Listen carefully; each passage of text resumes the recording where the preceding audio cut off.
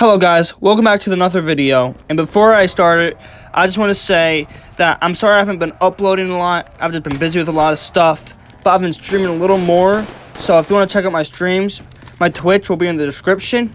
It's called The Real Gamer 45. But besides that, I'm going to be doing the top 5 hardest maps in Call of Duty Zombies, and I want to base it off of 2 things. One, it's going to be the setup on how difficult it is for high rounds. And with all that out of the way, let's get into this video. Coming in at our number 5 spot, this is Call of the Dead from Black Ops 1 Zombies. So, one of the most difficult things about Call of the Dead, well, it's not that difficult, but the setup is a little difficult. Here's why. Jug is difficult to get, and it's, for its time, a very big map. It's a decently sized map, right? But the setup isn't that bad. This is what's bad. The high rounds. Scavenger stops one shot at 140. The VR-11 is trash in solo. No one uses it. And there's boss George Romero chasing after you the whole game. But there's one thing that makes this a little easy. If you do the Easter egg and kill George, you get under WAW-BO4 with a perk. So that can help with high rounds. But that's why this comes in at the number 5 spot. Coming in at our number 4 spot, we have Shangri-La, another BO1 Zombies map. I'm going to be talking about BO1, so sorry about the BO3 gameplay, but let's get into it. So, first of all, this is what's really difficult to me about this map.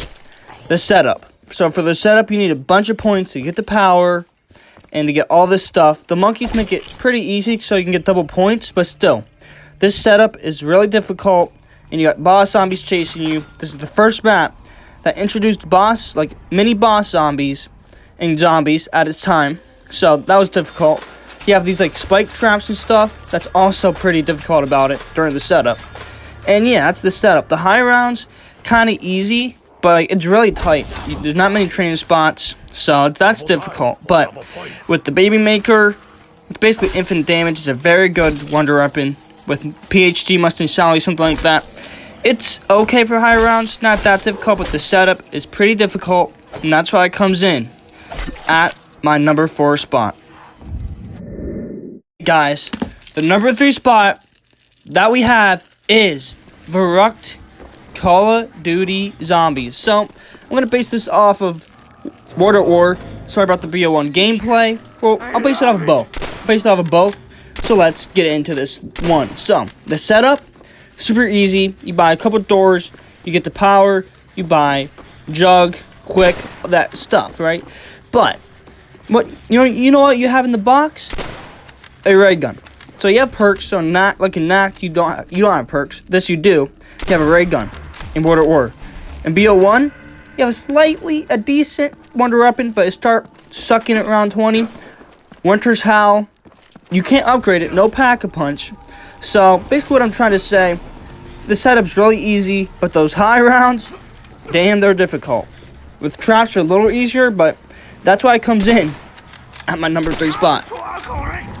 Coming in at my number 2 spot, we have another classic, baby. It is Knocked and Taunton. So, I want to talk about both versions again, mostly WAW-BO4. So, let's talk about it. The setup, there's 3 doors. Super easy, setup's really easy. The high rounds, pretty difficult. No perks, mule kick, and BO1. No wonder weapons, ray gun. So, the one reason why I want to disclude BO1 is because it's the thunder gun, which makes it a little easier. So, I'm talking mostly WAW-BO4. So, you have a ray gun, 3 doors, mostly going to open 2. You have a box, and no perks. That is very difficult. It's pretty difficult to train. If you open all the doors, you have to keep some shut. So yeah, that's why this comes in at the number 2 spot. High rounds, difficult, setup, probably the easiest in any Call of Duty Zombies map. This is the first one. Finally, coming in at my number 1 spot, the hardest map in all Call of Duty Zombies, 5.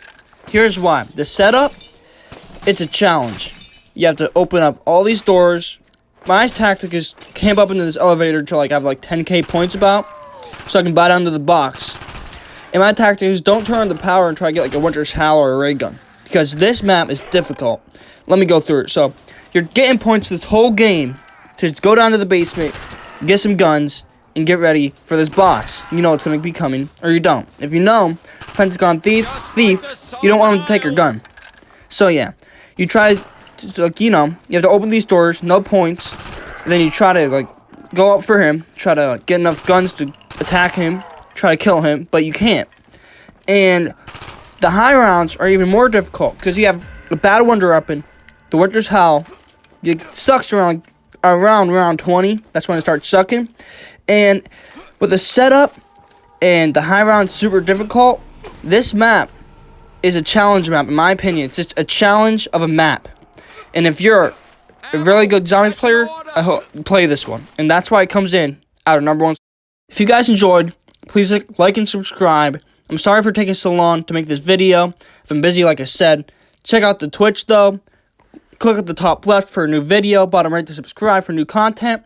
See y'all in the next one.